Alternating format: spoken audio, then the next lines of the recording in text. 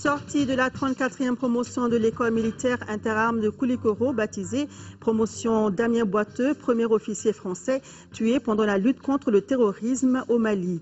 Le président de la République par intérim, présent à la cérémonie, a invité les jeunes officiers à plus de professionnalisme. Journée citoyenne ce vendredi, c'était pour permettre aux retardataires, qui ne sont plus très nombreux, de pouvoir récupérer leur carte Nina. Les équipes d'orientation chargées d'expliquer le processus de vote aux citoyens ont été également mises en place aujourd'hui. À jour J-2, nous nous intéressons aussi au code de bonne conduite initié par les partenaires du Mali et adopté par bon nombre de politiciens.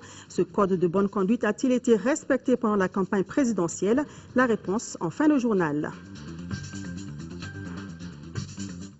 Notre invité du jour est le directeur général de l'administration du territoire.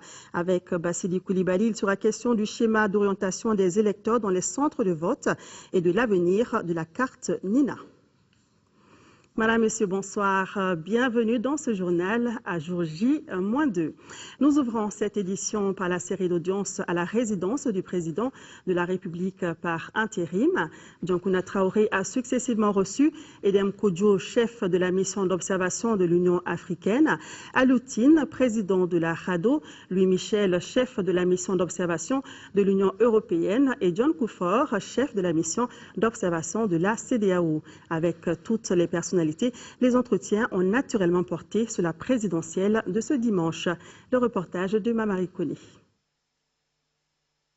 C'est l'ancien secrétaire général de l'OUA, chef de la mission d'observation de l'Union africaine, qui a été la première personnalité à être reçue par le président de la République par intérim. Edem Kodjo et le professeur Dioncouna Traoré ont fait un large tour d'horizon de la situation dans notre pays pendant ces derniers mois, avant d'évoquer ce qui reste à faire. Que tout se passe dans le calme, que tout se passe dans la tranquillité, qu'il n'y ait pas d'affrontement de quelque nature que ce soit, que le peuple laissé à lui-même se détermine clairement en son âme et conscience. Tous ceux qui participent à ces élections, qui sont candidats, sont des Maliens authentiques.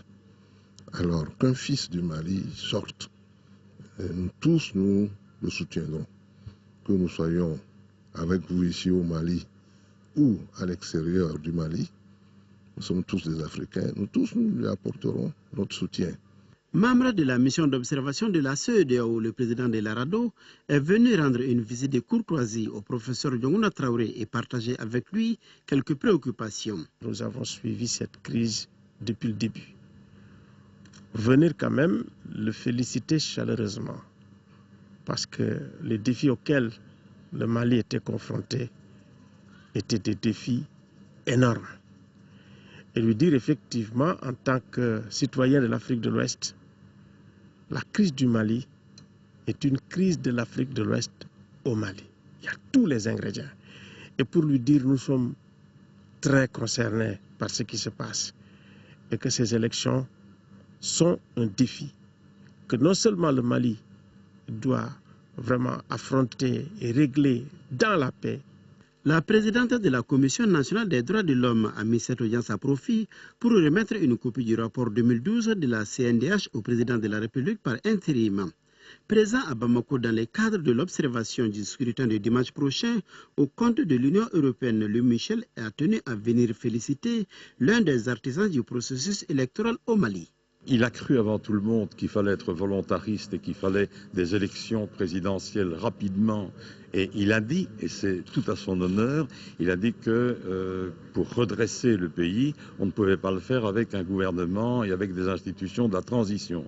Deux, je lui ai dit que ce que nous avions vu jusqu'ici, une campagne relativement paisible, assez classique finalement, et une bonne préparation pour que l'élection soit en tout cas légitimante pour la personnalité qui sera élue. L'ancien président ghanéen, chef de la mission d'observation de la CEDEAO, a été la dernière personnalité à être reçue par le professeur Dioncouna Traoré au centre des échanges, la mission d'observation dont il dirige.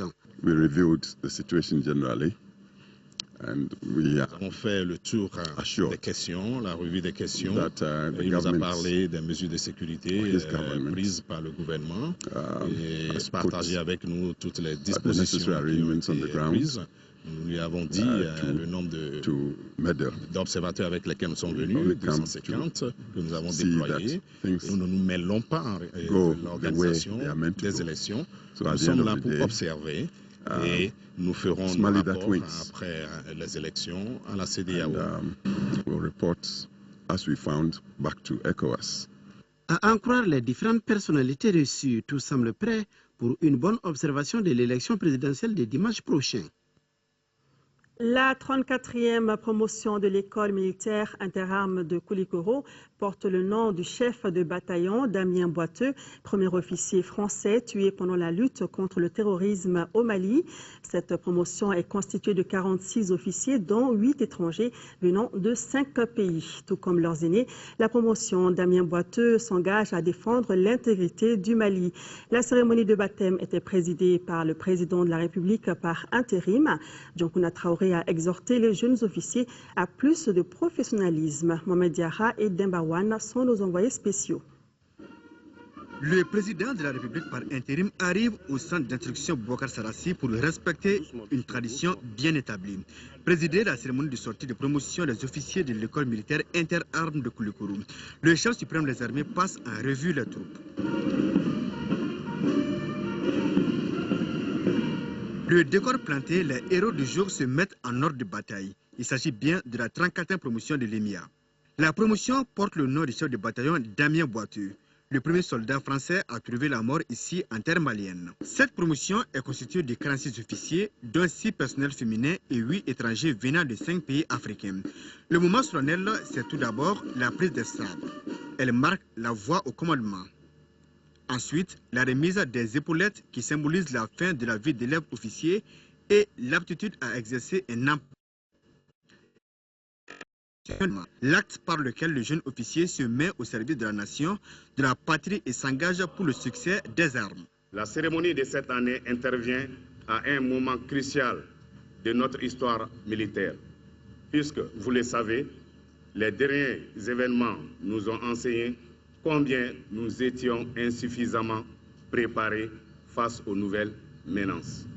De nouvelles exigences s'imposent donc aux chefs militaires d'aujourd'hui.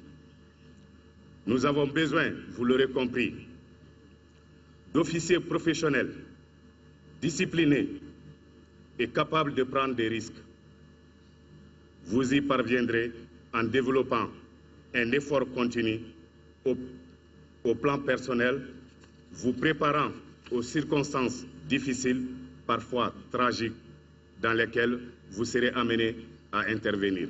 La formation d'officiers confère aux jeunes formés les fondamentaux du cursus de l'officier qui seront les préalables d'un long processus de formation ô combien exaltant dont les sommets demeurent les cours de l'école de guerre.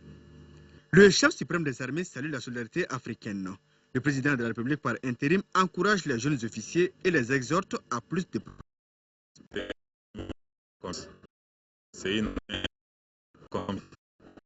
que le rempart de dignité, notre honneur pour défendre notre intégrité territoriale. Cela, elle l'a compris. Et je pense que c'est l'essentiel. Je suis très fier de l'armée malienne et je pense que vous avez assisté au défilé comme moi. Ça suscite beaucoup d'espoir. C'est de l'avenir de cette armée, de son efficacité, de son engagement pour la démocratie et la République et de sa volonté ferme de défendre en tout temps et en tout lieu la patrie malienne. Le major de la promotion est le Nigérien Issa Amadou. Les formateurs de la mission de l'Union européenne ont aussi été d'un apport appréciable dans la formation de cette promotion. Les officiers maliens ont tenu à les remercier. Le dernier acte de la cérémonie aura été le défilé militaire avec l'ensemble des unités des forces armées et de sécurité. En décidant de donner le nom de l'officier français à la 34e promotion de l'EMIA, les autorités maliennes rendent ainsi hommage à la France pour son engagement à lutter contre le terrorisme au Mali. Au cours de la cérémonie, les intervenants ont salué les qualités qui caractérisaient le pilote français. Retour ici sur le parcours de l'homme avec Mohamed Diarra. Celui dont la 34e promotion de l'EMIA porte le nom est un jeune officier français qui a servi son pays pendant plus de 2 décennies. Mais le destin a décidé qu'il perde la vie pour la libération du Mali. C'est le début de l'opération Serval à Konna où le lieutenant Boiteux a été mortellement blessé au commandeur de son hélicoptère. Et dès lors, le peuple malien ne cesse de lui rendre hommage et à travers lui, toute la France. Cet officier français qui est le premier à avoir donné sa vie pour stopper d'abord l'avancée des djihadistes et ensuite pour libérer les territoires occupés.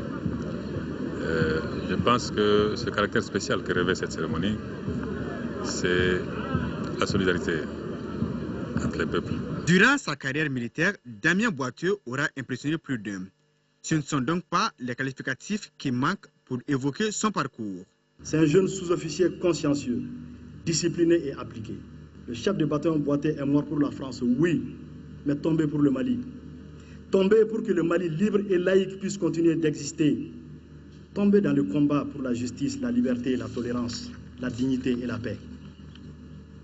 Tombé en luttant contre la barbarie et l'obscurantisme, contre des criminels, des narcoterroristes, agissant sous le masque de l'islam. Mais quel islam? Ses compagnons d'armes se souviendront longtemps de cette marque de solidarité des autorités maliennes.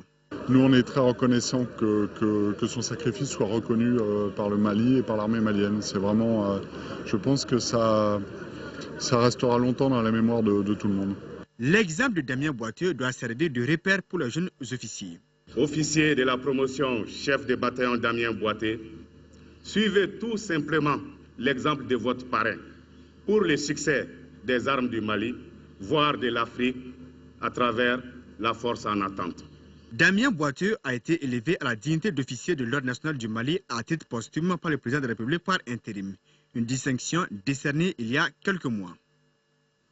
Ici à Bamako, Mme Karim Wall, ambassadeur de Suède au Mali, et Aurélien Agbenonsi, représentant résident du PNUD au Mali, ont été successivement reçus en audience par le Premier ministre Django Sissoko.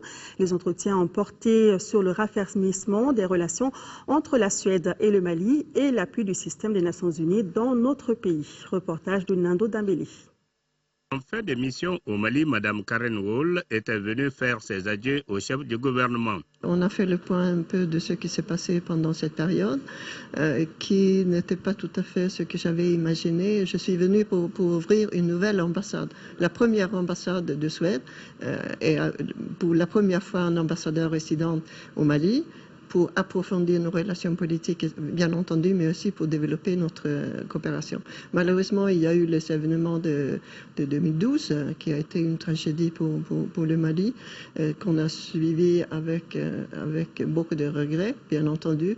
Mais maintenant qu'on est à la veille de la sortie de crise, ça a donné aussi à la Suède l'opportunité d'élargir notre appui. Nous avons soutenu les élections ou les préparations des élections.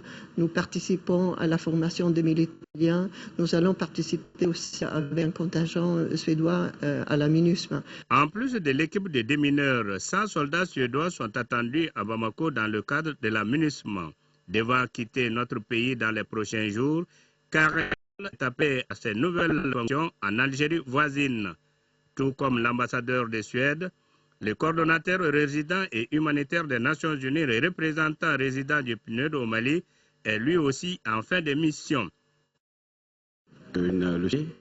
Merci pour tout l'appui de la part du gouvernement du Mali, du peuple du Mali et surtout de lui en tant que Premier ministre parce que nous avons beaucoup travaillé ensemble déjà du temps où il était médiateur mais aussi dès qu'il a eu la lourde responsabilité de conduire le gouvernement.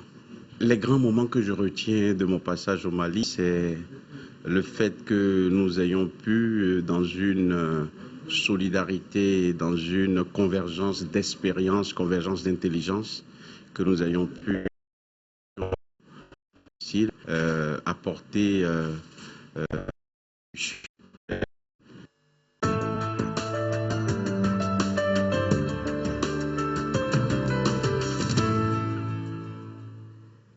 Page élection avec tout d'abord ce communiqué. Le ministre de l'administration territoriale invite d'une part les mandataires titulaires des candidats à l'élection présidentielle du 28 juillet à venir retirer leur badge demain, samedi 27 juillet à partir de 10 h à la direction générale de l'administration du territoire et d'autre part les mandataires titulaires retardataires à remplir les formalités nécessaires en vue de l'établissement de leur badge. Le taux de retrait des cartes NINA, selon la Direction nationale de l'administration du territoire, est estimé à 80%. Pour le retrait effectif des cartes, le gouvernement a accordé aux retardataires la journée d'aujourd'hui. Les acteurs du processus électoral ont profité de cette journée citoyenne pour mettre en place des équipes d'orientation. Celles-ci sont chargées d'expliquer le processus de vote.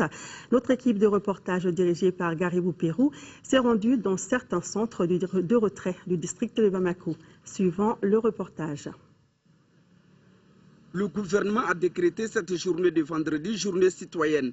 Chômée sur toute l'étendue du territoire national du Mali, cette journée permet aux retardateurs de procéder au retrait de leur carte NINA.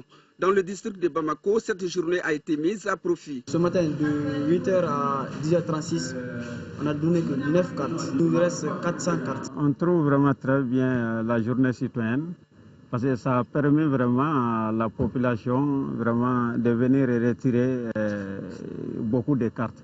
Je viens de retrouver tout de suite ma carte au niveau du centre Aminata Diop. Donc ça veut dire que vraiment l'organisation est parfaite. Je pense que les retraits des cartes se déroulent bien. Les agents sont en train de faire leur travail correctement. Ensuite, tu viens, tu ne trouves pas de problème, tout est bien organisé. À côté des équipes de remise des cartes NINA, la Direction générale aux élections a mis d'autres dont la mission est d'orienter les électeurs vers leur bureau de vote respectifs. Nous sommes là pour l'orientation des électeurs. Ceux qui ont déjà leur carte NINA, on leur montre leur bureau de vote. Aujourd'hui, je suis venu chercher ma carte NINA et je suis vraiment d'accord et satisfait avec le gouvernement qui a accordé cette journée-là pour nous aujourd'hui. On a eu que 82%, mais 18%, jusqu'à présent, on n'a pas eu. La journée citoyenne, c'est aussi des séances de formation à l'endroit des agents électoraux. Il s'agit d'expliquer aux acteurs tous les processus du vote. Je suis là pour mener des campagnes de sensibilisation, d'information et de communication, pour bien imprégner les gens sur l'importance de la carte NINA, le retrait de la carte NINA, et comment l'obtient-on, et le processus de vote également. Le processus électoral du dimanche est un test dans l'utilisation du fichier biométrique. Il est maîtrisé dans sa généralité par les électeurs. La date limite de retrait des cartes étant prévue pour demain samedi à minuit et connaissant que le seul document officiel pour voter est la carte NINA, il est utile d'avoir ces documents au plus près de soi si l'on veut vraiment remplir son devoir civique. L'Union européenne renforce sa mission d'observation électorale au Mali. Les 30 agents de la mission d'observation supplémentaires ont regagné aujourd'hui leur lieu d'activité. Le chef de la mission, qui a rencontré les hommes de médias, a rassuré les uns et les autres de la neutralité de ces hommes dans l'accomplissement de leurs tâches. Le reportage de Adama Koudio. Les 30 agents supplémentaires de la mission d'observation de l'Union européenne à l'élection présidentielle du dimanche prochain ont quitté Bamako pour rejoindre leurs localités respectives. Arrivés dans la capitale lundi dernier, les 30 agents s'ajoutent aux 28 autres de la structure qui sont déjà en activité dans notre pays. Les consignes, je les ai données aussi, neutralité, indépendance, objectivité. Donc, nos observateurs sont formés selon les codes internationaux de l'observation électorale. Donc, je vous ai dit toutes les phases que l'on suivait. On suit en fait tout le processus. C'est pour ça qu'il y a des observateurs long terme qui sont ici déjà depuis un certain temps et des observateurs court terme. Donc, nous couvrons véritablement tous les aspects du processus électoral, depuis la formation des listes, depuis tout ce qui concerne la campagne électorale, la manière de dépouiller, la manière de former les membres des bureaux, toutes ces questions-là sont tenues. Au cours de la conférence de presse qu'a marqué la cérémonie de départ, Le chef de la mission a fait des témoignages sur les allégations faites sur la circulation supposée des cartes Nina non personnalisées. Pour lui, Michel, aucune carte non personnalisée n'est en circulation. Une affirmation faite après vérification selon les chefs de mission. 8 millions de ces cartes ont donc été commandées et déduction faite des 6,9 millions d'électeurs identifiés dans le fichier biométrique, il reste donc 1,1 million de cartes qui se trouvent en France dans les locaux de la société qui les a produites. Ces cartes sont vierges. Elles peuvent difficilement être utilisées car il faudrait non seulement établir de fausses cartes, ce qui est pratiquement impossible avec la biométrie, et il faudrait en même temps truquer les listes électorales, ce qui semble peu probable. Je voulais apporter cette information. Pour une élection transparente et apaisée, la mission compte mobiliser une centaine d'observateurs dans 5 régions du Mali et les districts de Bamako. Notons que c'est la première fois qu'une mission d'observation électorale de l'UE est déployée au Mali. Et à suivre après ce journal l'intégralité de ce point de presse de Louis Michel. Nous recevons tout de suite notre invité du jour, M. Bassili Coulibaly, directeur général de l'administration du territoire. M. Coulibaly, bonsoir. Bonsoir. Merci d'avoir accepté notre invitation. Alors nous sommes à jour J-2. Et pour faciliter le vote aux citoyens, vous avez prévu notamment un schéma d'orientation des électeurs. En quoi consiste justement ce schéma d'orientation? Merci bien pour m'avoir donné l'occasion justement d'expliquer aux électeurs ce schéma qui a été prévu. Et ce schéma comporte à peu près 5 volets. Le premier volet, comme vous le savez, ça c'est une disposition légale de la loi électorale qui stipule que les listes électorales doivent être affichées 7 jours avant le scrutin. Et depuis le 20 juillet, les listes électorales ont été affichées dans toutes les communes, dans tous les centres de vote, pour permettre aux électeurs de prendre connaissance de leur centre de vote, de leur lieu de vote, du bureau de vote. Donc ça, c'est le premier mécanisme qui a été développé pour qu'on puisse orienter correctement l'électeur. Ensuite, le deuxième mécanisme qui a été mis en place, c'est l'installation des lignes vertes. Et ces lignes vertes permettent aux électeurs, justement, en téléphonant à ces lignes vertes, au moins ces lignes vertes, de prendre connaissance, justement, de leur bureau de vote. Là aussi, c'est fonctionnel. Et depuis le 18 juillet, et à la date d'aujourd'hui, nous avons à peu près 1400-1500 appels que nous recevons, donc 200 appels par jour pratiquement. Et peut-on rappeler ce numéro si vous l'avez en tête? Ce numéro, il n'est pas à ma disposition, mais je sais qu'il est disponible à travers tous les moyens qui ont été développés à cet égard-là. Donc les auditeurs ont été largement informés à travers l'ORTM par rapport à ces numéros-là. Ensuite, le troisième mécanisme qui a été développé, c'est la consultation par SMS. Là aussi, ça a été développé, donc c'est un moyen aussi permettant aux électeurs justement de prendre connaissance de leur bureau de vote.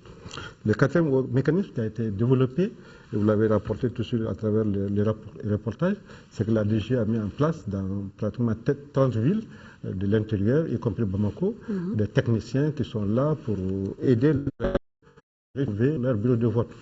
Maintenant, à partir du dimanche, qui est le jour déterminant, nous avons, avec le mouvement des pionniers, mis en place un système d'orientation. Donc les pionniers seront déployés.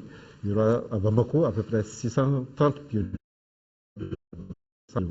Donc les pionniers disposent d'un code qui, rapidement, quand vous rentrez dans le centre de vote, quand vous avez des difficultés à retrouver votre bureau de vote, ils ont un code qui leur permet justement immédiatement d'être et certainement de vous accompagner jusque dans le bureau de vote pour vous indiquer. Très bien. Donc, pour résumer, évidemment, ça consiste en 5 étapes: les équipes techniques, l'installation des lignes téléphoniques, la consultation via SMS, la liste électorale qui est déjà affichée et les pionniers. Parlons justement de ces pionniers. Pourquoi est-ce que vous avez choisi les pionniers? Vous savez, les pionniers, l'association des pionniers est une association reconnue d'utilité publique. C'est une association qui est vieille, très vieille, avec l'histoire de notre pays.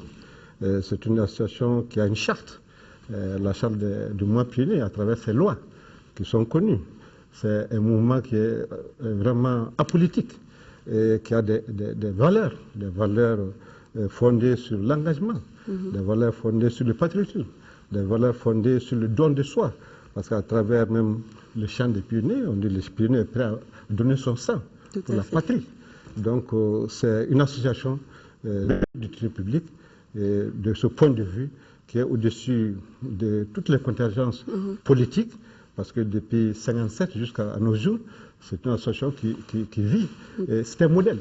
Tout à fait. Et vous les avez formés pour cela? Non? Ils ont été formés. D'abord, comme c'est une école. Moi, d'abord, c'est une école d'apprentissage, une école faite justement d'engagement, connaissant vraiment les réalités de notre pays. Mais en plus de cela, pour cette élection, ils ont été formés. Ils ont pris connaissance de tous les centres de vote.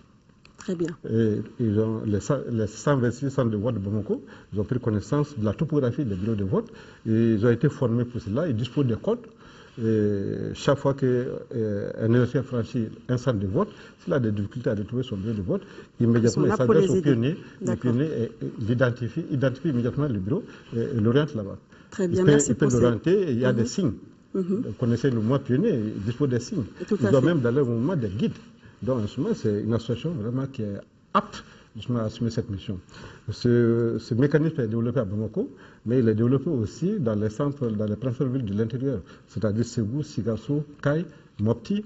Et il a été demandé à tous les gouverneurs de région justement de mettre en mouvement ces mouvements pionniers dans les grands centres, parce que nous avons dit encore une fois de plus que dans les villages et les quartiers de l'intérieur, pratiquement il n'y a pas de difficulté pour l'électeur de retrouver son bureau de vote. Donc à ce niveau-là, les principales difficultés peuvent se poser uniquement dans les grands centres urbains, Bamako, Ségou, Sigasso. Tout à fait, d'où les pionniers pour aider donc les électeurs. Alors nous votons encore une nouvelle fois avec le bulletin unique. Quelle est la procédure de vote avec ce bulletin? Bon, je pense que l'électeur malien est bien informé de la procédure de vote, mais il est important qu'on rappelle encore une fois de plus que c'est au moins de la carte NINA que l'électeur franchit le bureau de vote. L'électeur se fait identifier par la carte NINA. Sans la carte NINA, personne ne peut rentrer dans les bureaux de vote.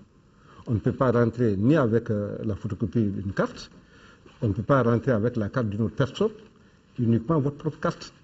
Et si vous faites violer ces dispositions, les forces de l'ordre vous mettront, prendront des dispositions pour mettre hors l'état de nuire.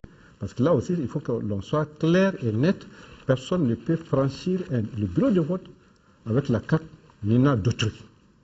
Donc, c'est quand l'électeur franchira, il prend le bulletin il est unique, où il y a la photo de tous les candidats, avec un casier. Donc, après avoir pris le bulletin, il trempe l'index droit dans l'encre rigide. Et quand il trempe l'index droit dans l'encre rigide, il prend son bulletin, il va dans l'isoloir. Dans l'isoloir, il va mettre son doigt dans les casiers réservés à son candidat. S'il se trompe pour mettre l'index sur la photo, c'est valable. Donc, mais ce qui est demandé, c'est essentiellement dans les casiers blancs, où le nom du candidat est fixé. Donc, il met l'encre à ce niveau-là, il plie son bulletin, même si l'encre est portée sur la photo du candidat, c'est que le vote est valable. Le vote est valable. Nous insistons beaucoup que le vote est valable, même si l'index est porté par extraordinaire sur la photo du candidat. D'accord. Donc, après avoir plié le bulletin, il vient cette fois-ci au niveau de l'urne, il met son bulletin dans l'urne. Après avoir accompli cette activité, en ce moment, il va sur la liste d'émargement, où il marche. Ensuite, en sortant, il trempe l'index gauche dans l'encre indélébile. Et en ce moment, il sort. Et à la matière, c'est une expérience qui est là dans notre pays depuis 2002. Parce que depuis 2002, nous votons avec le bulletin unique. Nous avons fait plusieurs votes au moyen du bulletin unique, que ce soit les votes présidentiels, que ce soit les législatives, que ce soit les communales, que ce soit les élections partielles. L'électeur malien est suffisamment formé aujourd'hui pour accomplir, en tout cas pour faire son vote. Tout à fait, mais évidemment, ces précisions étaient très importantes, surtout par rapport à la validité du bulletin. Alors, vous avez évoqué tout à l'heure la carte NINA. On sait que les Maliens ont manifesté un grand intérêt pour la carte NINA, mais cette carte NINA, après l'élection présidentielle, qu'est-ce qu'elle devient? Justement, c'est extrêmement important cette question, parce que nous avons dit plusieurs fois que la carte NINA est un document extrêmement important. Un document très utile. Et le numéro d'identification, ce sera désormais ce numéro qui sera affiché sur tous les documents administratifs. Donc, sur les actes de naissance, les passeports, tous les autres documents dont l'administration va produire, c'est avec le numéro d'identification qui sera fixé sur ce document-là. Mais la carte NINA, dans les tout prochains jours, elle sera considérée comme la carte nationale d'identité. D'accord, en lieu et place de l'actuelle carte. En lieu et place de l'actuelle carte. Donc, les textes en la matière sont déjà élaborés. Le gouvernement se penchera sur ce texte-là et certainement il y aura des décisions qui vont valoriser davantage la carte NINA. Cela veut dire quoi? Encore une fois de plus, c'est que la carte NINA sera transformée dans les prochains jours en carte nationale d'identité. Donc, c'est un appel que nous lançons à tout le monde, tous ceux qui ont enlevé les cartes, qui doivent faire tout pour posséder ces cartes. Parce qu'il y a des rumeurs qui nous parviennent pour indiquer par-ci par-là que des gens sont en train de démarcher certains honnêtes citoyens pour essayer de prendre possession de leur carte ou de prendre leur numéro.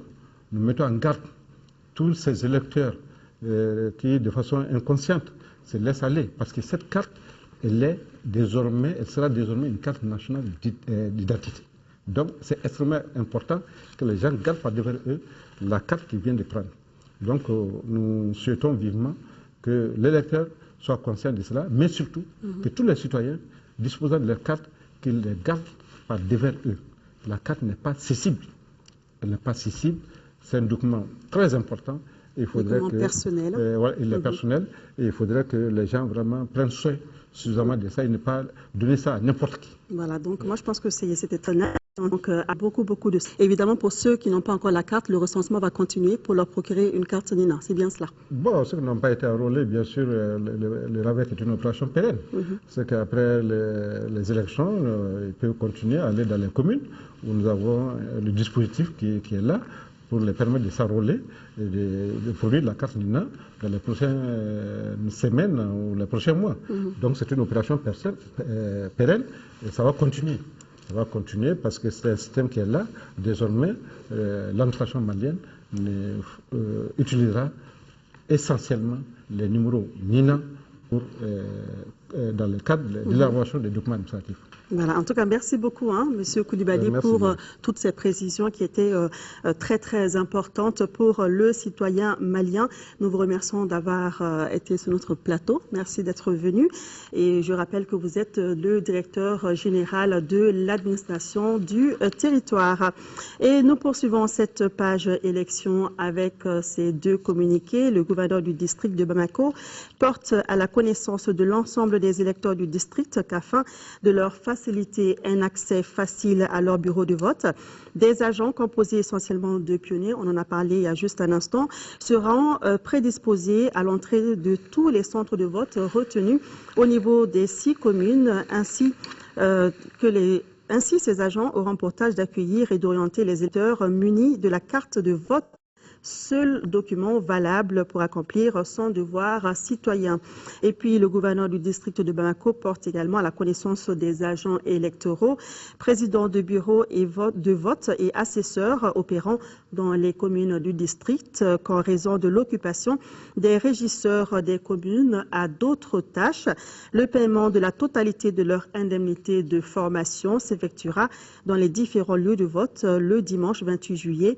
Le gouverneur du district de Bamako compte une fois de plus sur l'esprit civique et patriotique des uns et des autres. Parlons à présent des meetings de certains candidats. Le candidat de l'APR, l'Alliance pour le Mali, a sillonné plusieurs localités des villes de Mopti et de Tombouctou. Oumar Ibrahim Touré promet entre autres un Mali sécurisé pour un développement harmonieux. Nos envoyés spéciaux sont Mohamed Touré et Sidi Modibo Dambélé.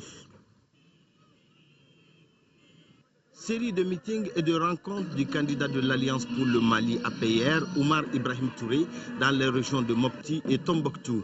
Les militants APR de Mopti, Niafonké, Gundam, Djiré, Tombouctou et autres localités se disent prêts et promettent à l'unisson une agréable soirée électorale à leur candidat.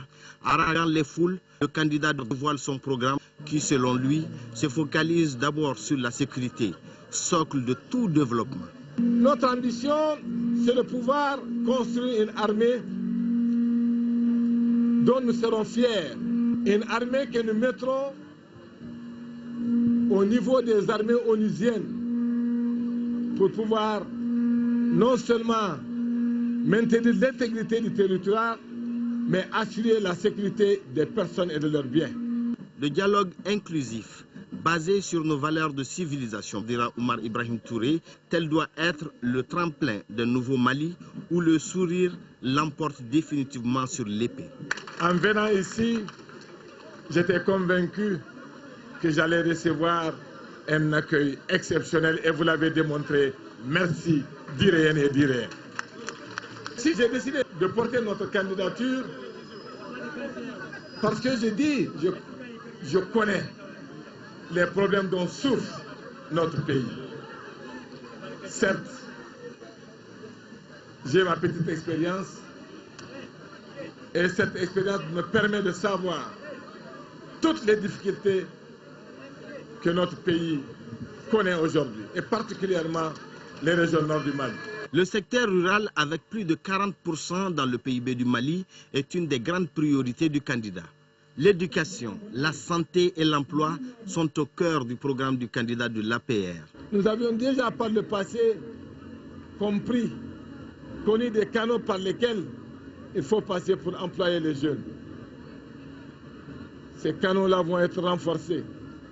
Les structures qui ont en charge la gestion de l'emploi vont être également renforcées.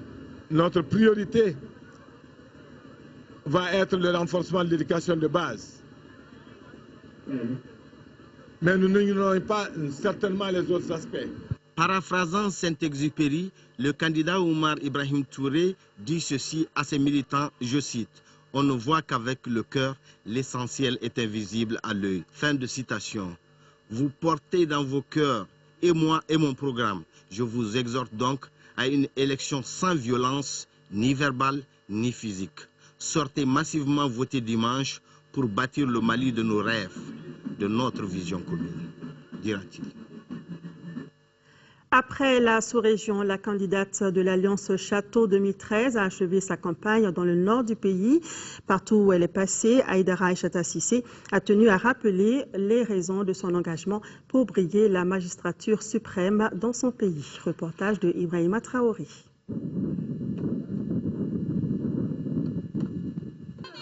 Haïdara Aïchata Cissé est la seule femme des 27 candidats engagés dans la conquête de Koulouba. Elle vient d'achever sa campagne dans le nord du pays en allant à la rencontre de ses militants.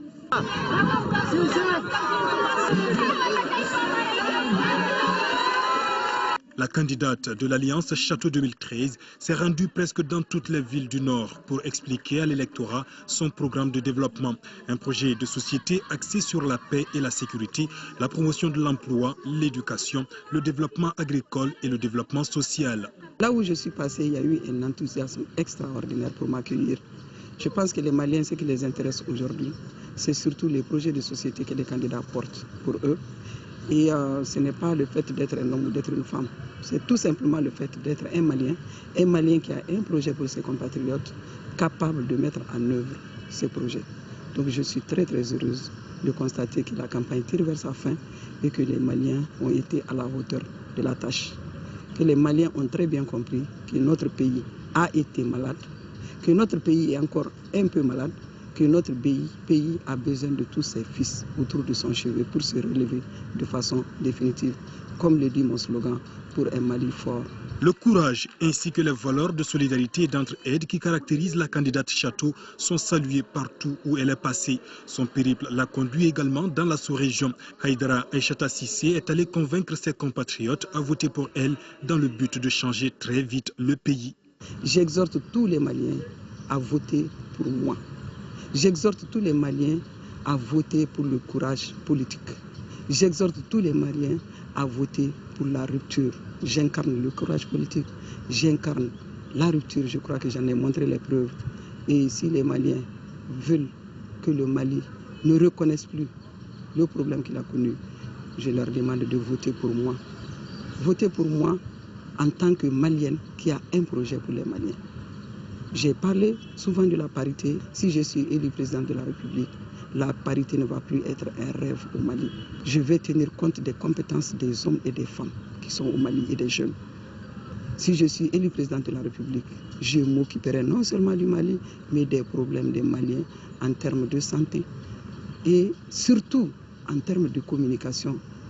Il faudrait qu'on ait de nouveaux outils de communication pour que les gens ne continuent pas à aller raconter des histoires sur le Mali et que quelque part cela touche le Mali de près ou de loin ou que ça pose des problèmes au Mali. La candidate de l'Alliance Château 2013 invite les Maliens à s'unir davantage pour relever dans la quiétude le défi de la bonne organisation de la présidentielle de ce dimanche. Le candidat du parti Convergence d'Action pour le Peuple, CAP, était en tournée dans la région de Ségou. Au cours de ce périple, Racine Seydou Thiam a largement expliqué son projet de société aux militants et sympathisants de son parti. Le commentaire de Cheikh Oumar Sangari.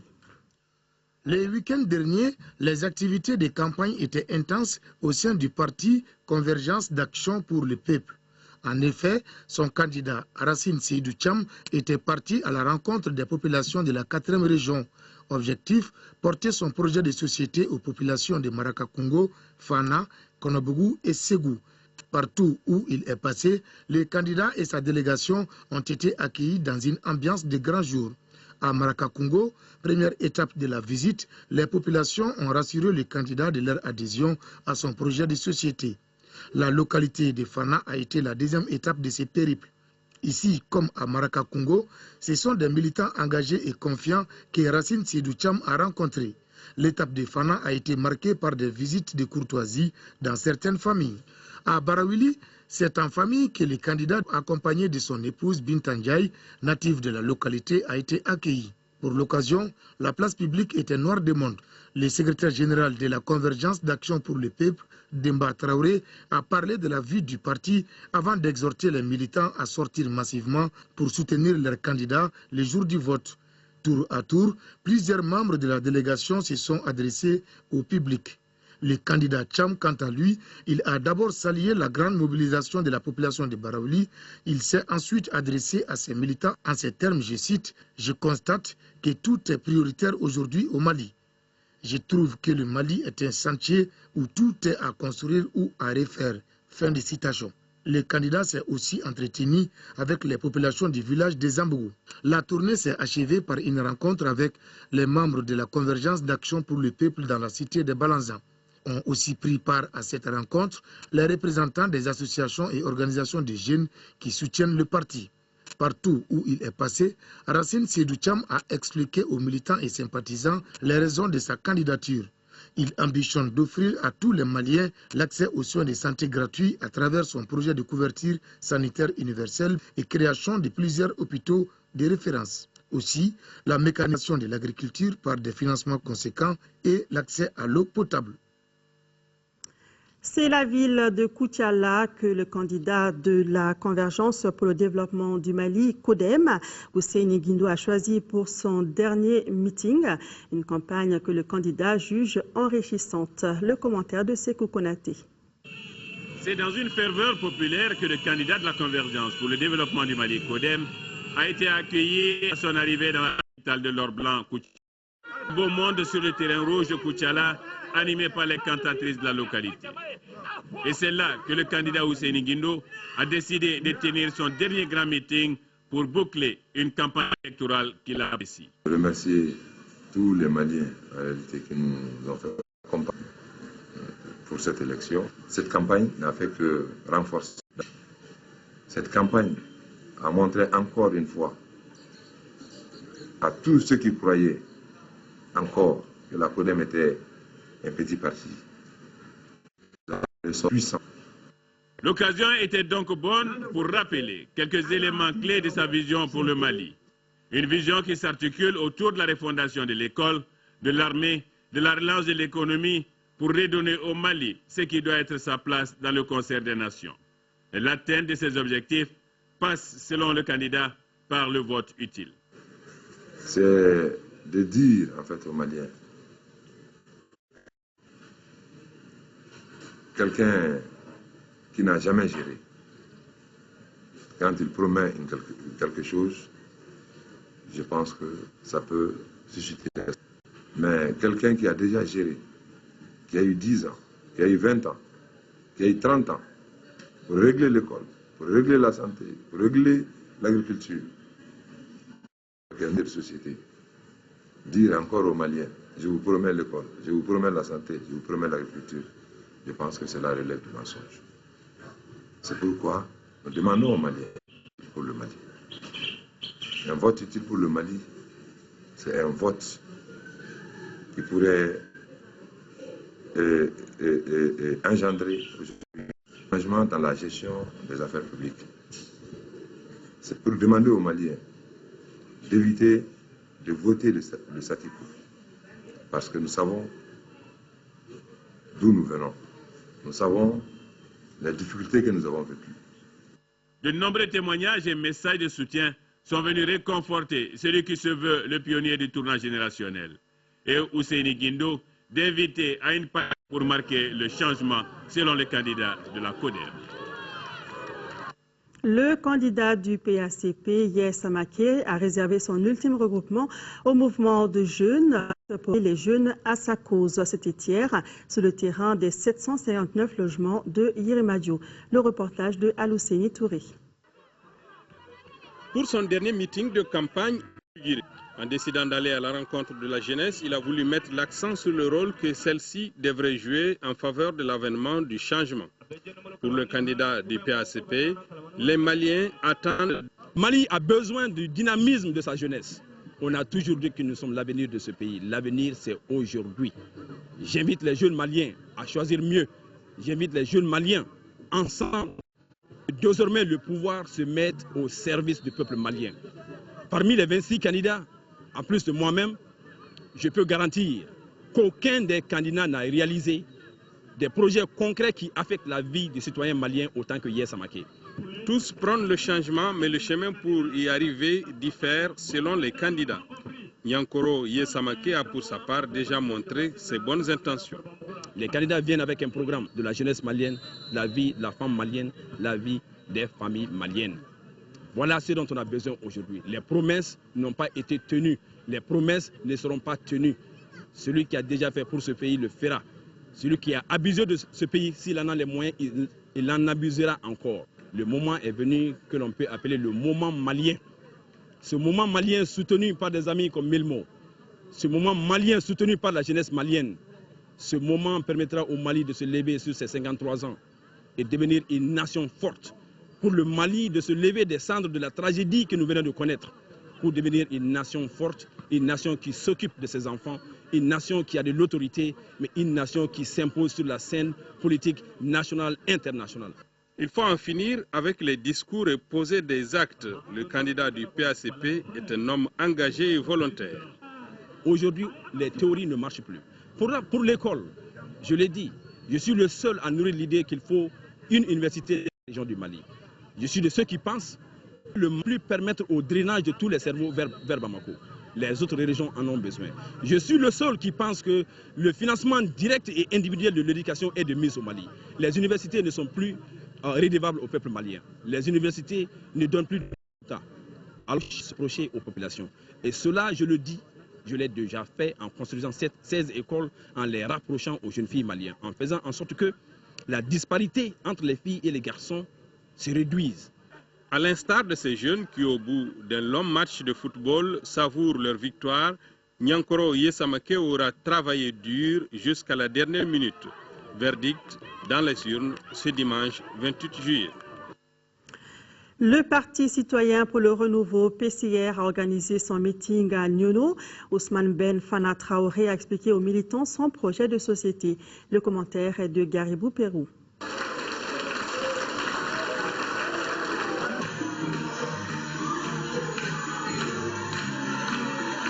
Ousmane Ben Fana Traoré est le candidat du Parti citoyen pour le renouveau PCR. Économiste de formation, la priorité du candidat libéral est celle de la promotion du secteur privé. Pour les candidats du PCR, ce n'est pas la fonction publique qui crée fondamentalement de l'emploi, mais c'est le privé. Tout en plaçant ce secteur au cœur de son appareil politique, l'homme salue le courage et la détermination de ses militants pour un Mali nouveau.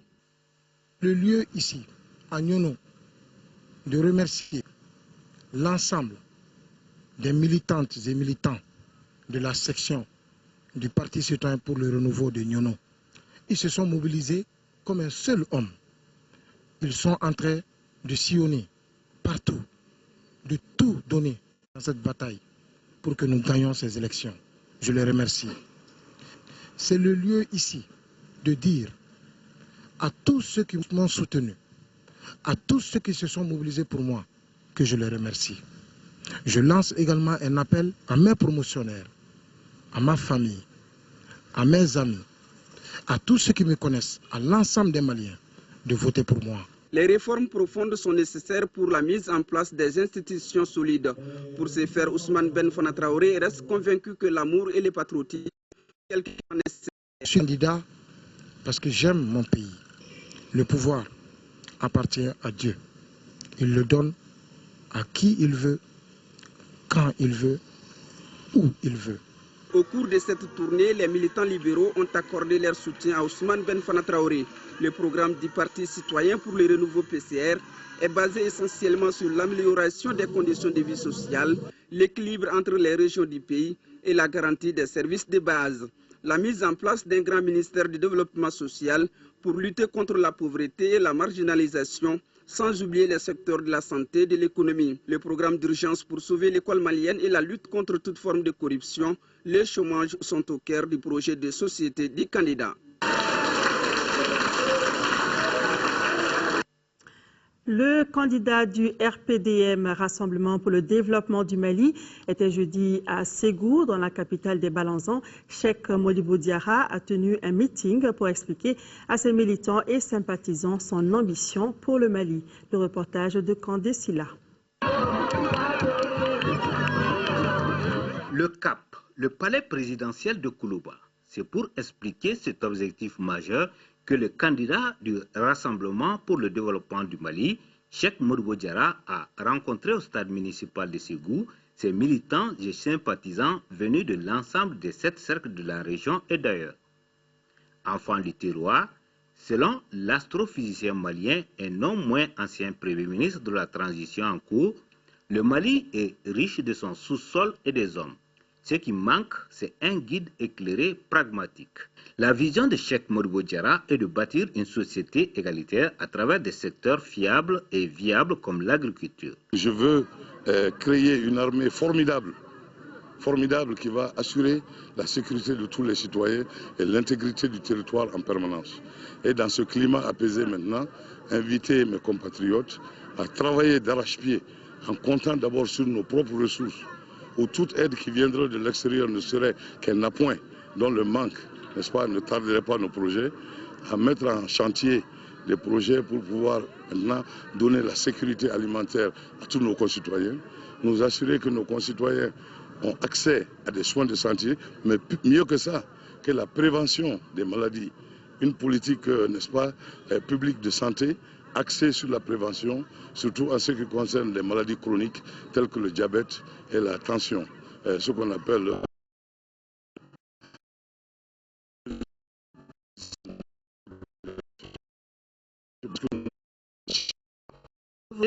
le candidat du RPDM a une expertise et des solutions toutes trouvées et avérées. Le projet que je leur propose, ce sont des éléments de projets qui ont été testés ces 13 dernières années. Avant même que je ne sache que je rentrais dans la politique, à travers ma fondation, j'ai eu à tester beaucoup de ces projets et il s'agit simplement de les étaler maintenant à une plus grande échelle au niveau du pays. Aussi, son expérience passée à la tête du gouvernement plaide en sa faveur. Grâce à la transition, les gens ont su au moins que je parle bambara et que je travaille beaucoup et que moi-même je ne touche pas à la chose publique et que je ne laisse pas quelqu'un d'autre toucher à la chose publique lorsqu'elle m'est confiée.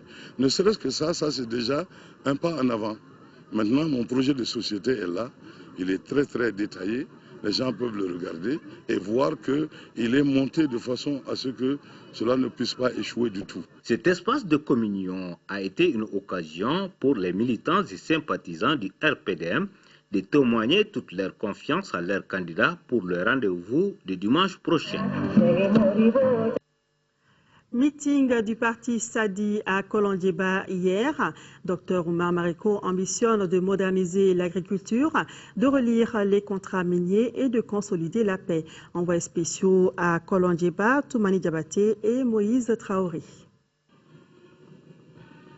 La rosée et le feuillage de l'hivernage sourient aux candidats du parti Solidarité africaine pour la démocratie et l'indépendance Sadi. Sur un parcours chaotique d'une vingtaine de kilomètres, des militants enthousiasmés accueillent l'enfant du pays. Un cheval blanc et un portrait du candidat ouvrent la procession. Une fois à Kolondiéba, les organisateurs et les services d'ordre ont du mal à frayer un chemin au leader. Le message est livré en une vingtaine de minutes en bambara et en français. Vous avez choisi la dignité en refusant les t-shirts, en refusant les casquettes.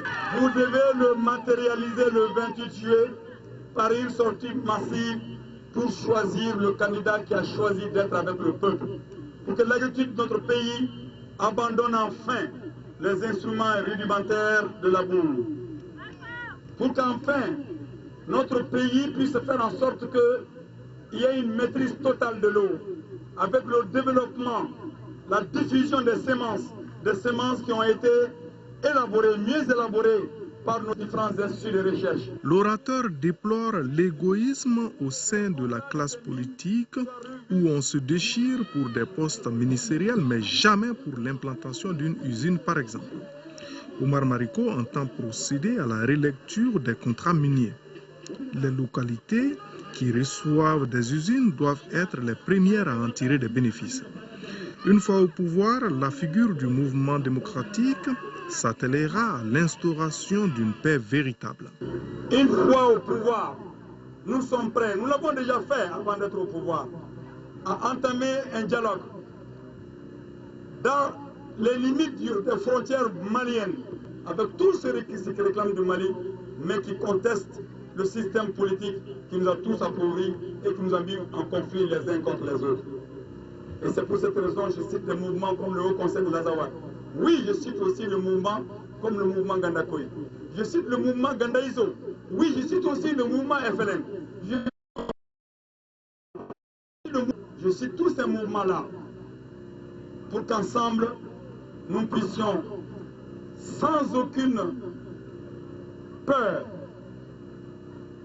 avec courage, que l'on se pose la question de savoir qu'est-ce qui nous est arrivé, pourquoi cela nous est arrivé, qu'est-ce que nous devons faire pour l'enterrer aujourd'hui et éviter que cela se passe encore une fois demain. Les préoccupations évoquées par les populations vont de l'équipement de dispensaires à la construction de routes en passant par l'emploi des jeunes.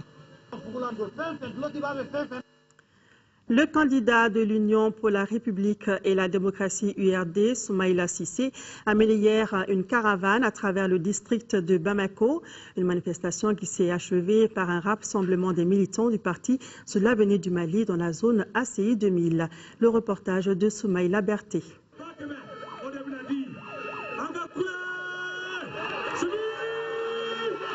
Ultime activité de campagne pour la présidentielle de dimanche, le candidat de l'Union pour la République et la démocratie a fait le tour des 6 communes du district de Bamako. Une caravane qui intervient au terme de 3 semaines de communion avec les pays profonds. Soumaïla Cissé s'est fait une véritable religion sur les besoins réels du Malien lambda. Maliennes et Maliens de toutes les régions, de chaque village, de toutes les communautés, de toutes les sensibilités. Je vous ai entendu et nous nous sommes confiés l'un à l'autre. Maliennes et Maliens, vous qui aimez tant votre pays, ce dimanche, notre Mali va être au cœur de l'actualité mondiale parce qu'il va vivre et réussir, je dis bien réussir, une de ses plus importantes étapes de sa longue et riche histoire. Mais ce dimanche, notre Mali battra surtout dans nos propres cœurs de citoyens et de républicains pour donner vie et vérité à nos espoirs de paix, de réconciliation, d'unité et de reconstruction. Le candidat de l'Union pour la République et la démocratie appelle à une mobilisation exceptionnelle le dimanche 28 juillet. Soumaïla Cissé est formel, seul un vote massif de ses compatriotes redonnera à la démocratie malienne toutes ses lettres de noblesse permettant de relever les défis économiques. Il n'existe pas d'autre voie vers notre avenir démocratique et notre solidarité nationale que le vote que vous ferez ce dimanche en toute conscience des enjeux futurs et de la valeur de l'homme qui devra les relever avec vous chaque jour. L'amélioration des revenus et les conditions de vie des jeunes et des femmes sont au cœur de nos stratégies de développement pour un Mali nouveau. Bâtir un Mali nouveau, Soumaïla Cissé entend le réaliser une fois élu avec l'ensemble des Maliens. Pour lui, les femmes et les jeunes seront les fers de lance de ces chantiers. C'est ensemble, tous ensemble, que nous réussirons un Mali nouveau, dans la tolérance, la confiance et la justice. Autant de vertus qui rendent la paix et la prospérité possible. Nous réussirons un Mali nouveau, afin que nos enfants et les enfants de nos enfants, demain, soient fiers du pays que nous leur aurons bâti et transmis.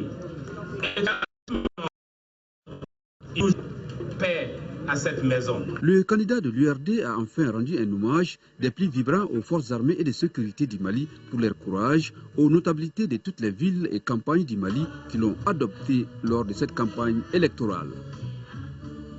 Le candidat Oumar Bouri Touré Dibili a choisi la cité des 333 saints pour animer son dernier meeting. Son mandataire a expliqué son projet de société, un document qui s'articule entre autres autour de l'école et de la sécurité. Yaya Tandina.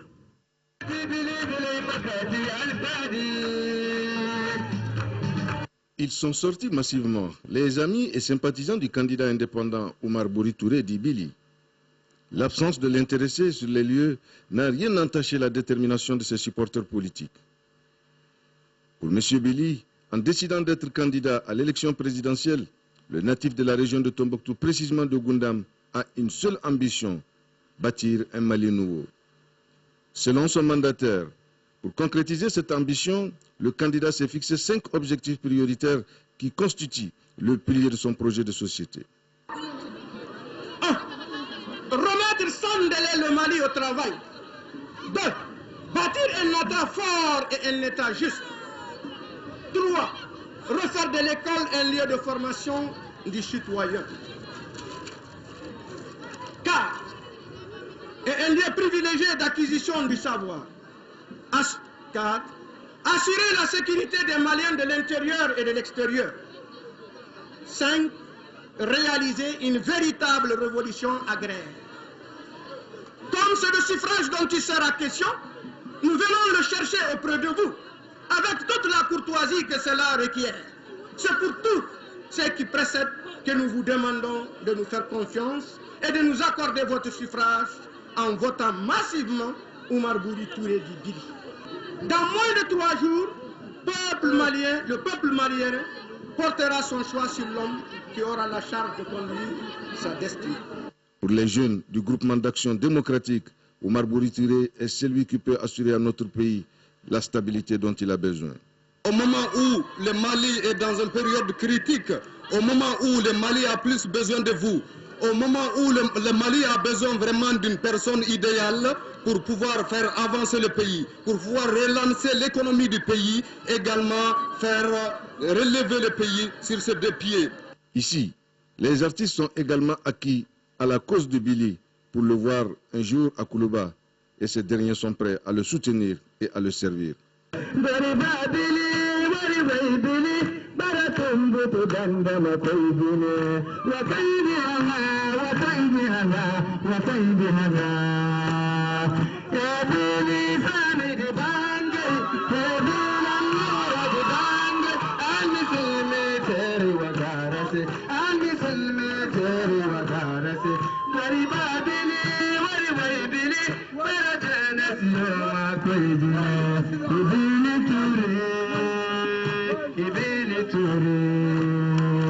Après ce dernier meeting de Oumar Bouri Touré, ses partisans se sont donné rendez-vous dans les urnes pour voir leur candidat occuper la magistrature suprême. La revalorisation de la culture malienne et la lutte contre la piraterie, ce sont là, entre autres, quelques ambitions du candidat Youssouf Sissé. Son dernier meeting a eu lieu hier à Médina Koura. Le reportage malien, mais aussi exprimer ses inquiétudes. Pour lui, le Médina conçu pour les pour parler des voies et moyens devant contribuer à la formation de l'ensemble de nos activités culturelles.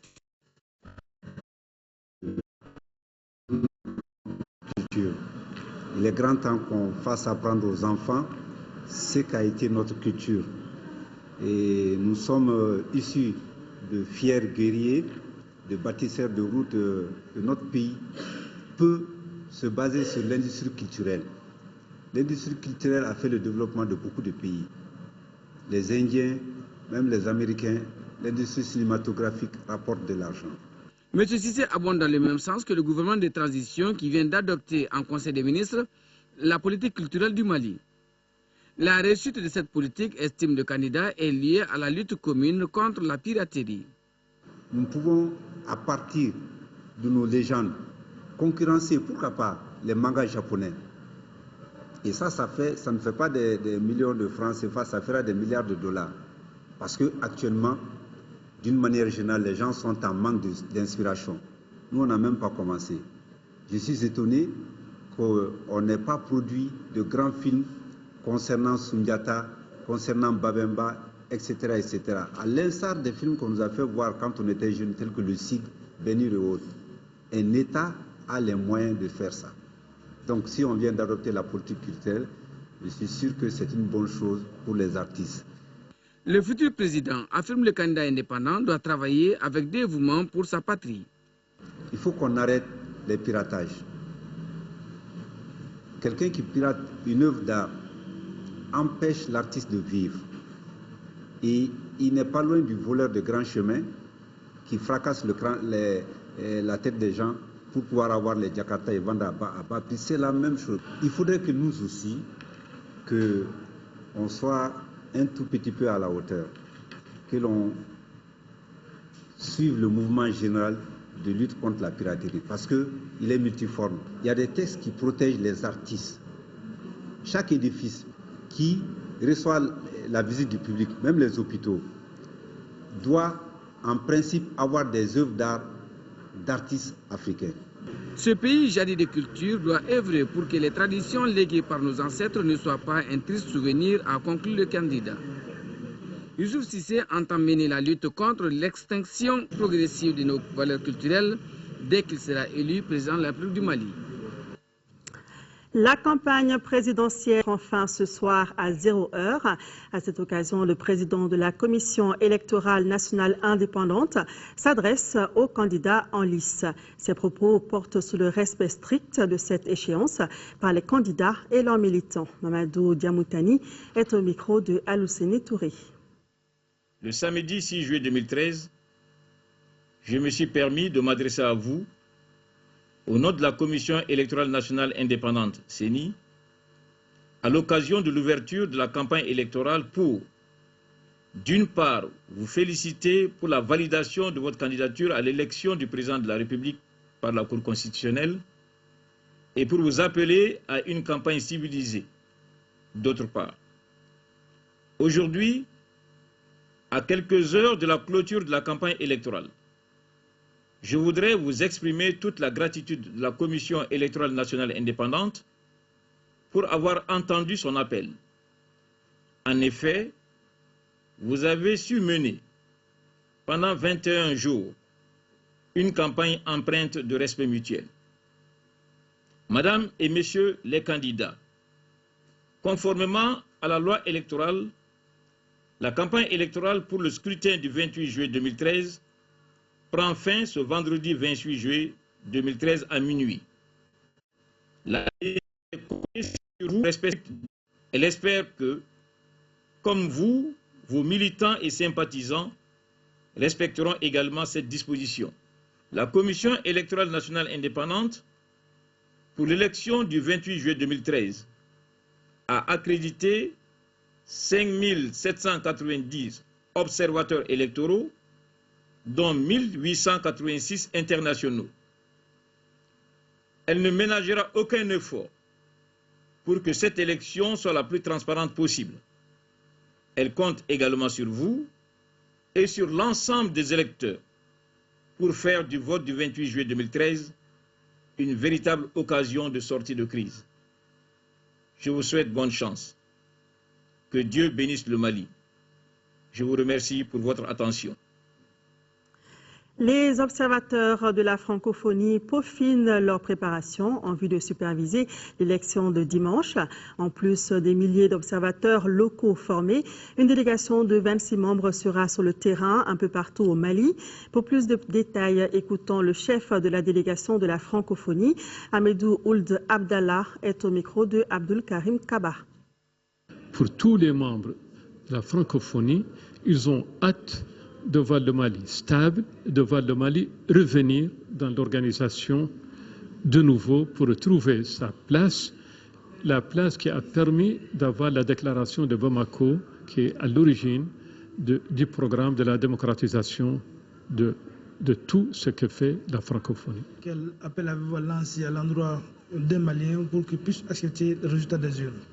Nous avons des Maliens de haut niveau, des Maliens qui ont été responsables à plusieurs niveaux, y compris président de l'Assemblée, Premier ministre, ministre, toute la palette des responsables.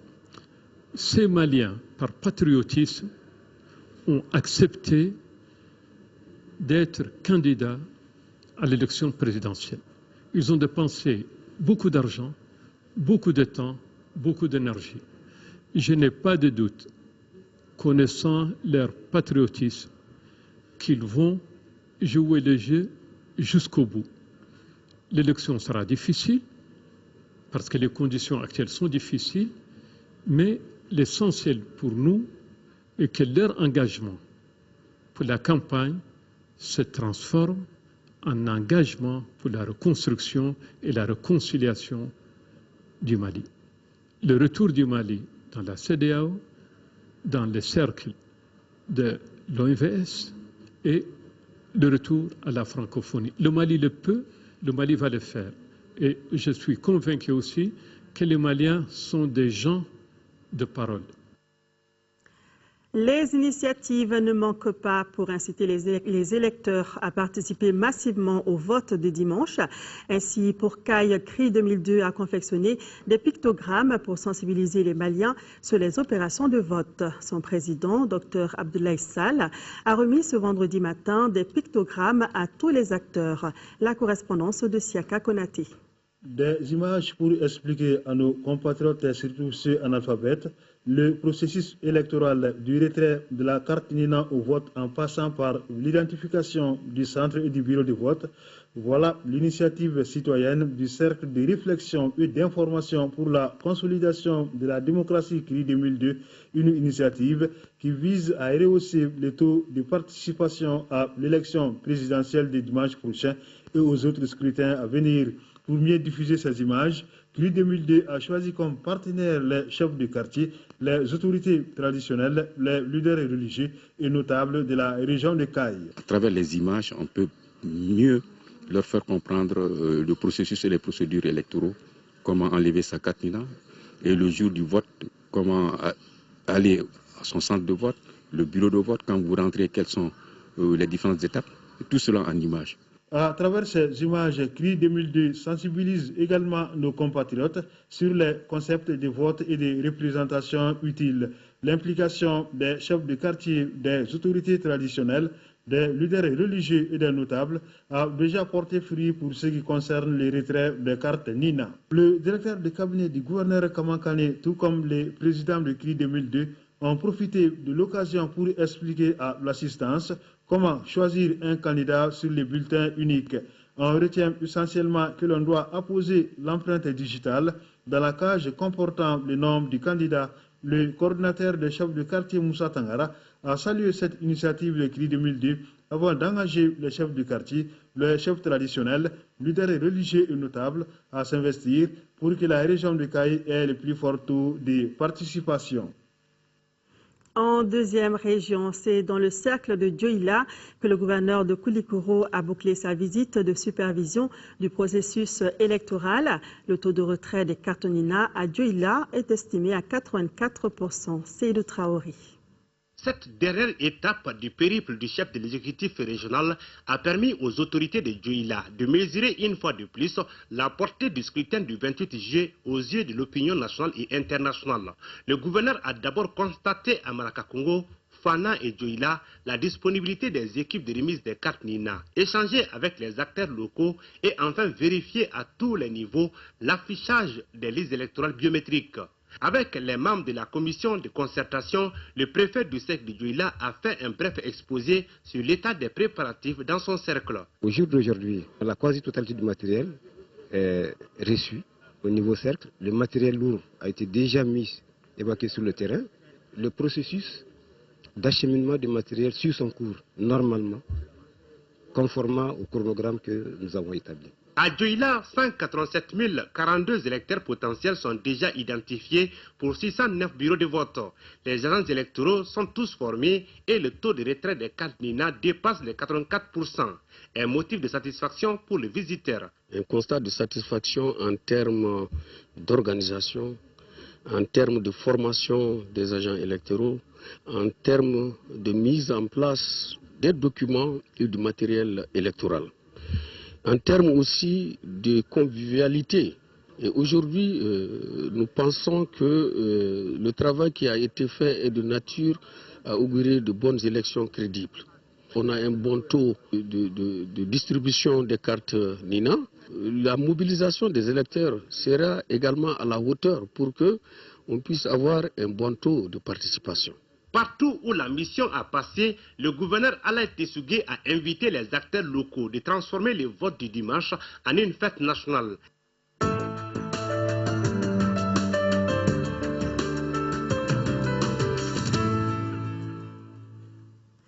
Voilà, la page élection met fin à cette édition. Merci de votre fidélité.